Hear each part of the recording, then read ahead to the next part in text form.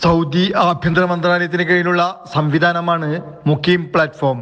സൗദിയിലുള്ള വിദേശ തൊഴിലാളികളുടെ തിരിച്ചറിയൽ രേഖയായ ഇഖാമയുടെ സ്റ്റാറ്റസ് പരിശോധിക്കുന്നതിനുള്ള സംവിധാനമാണ് മുഖീം ഭേദഗതി വരുത്തിയിട്ടുള്ളത്.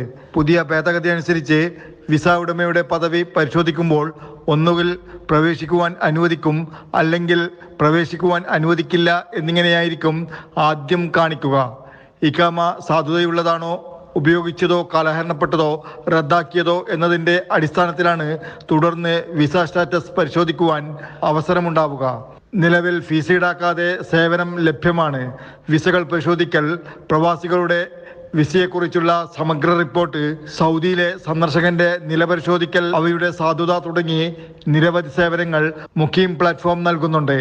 മക്കയിൽ പ്രവേശിക്കുന്നതിനുള്ള അനുമതി പത്രം നേടുന്നതിനുള്ള പോർട്ടലായും മുഖീം ഉപയോഗിക്കുന്നുണ്ട്. Jafar Ali, Palakkode, Mathrubhumi news, Jeddah.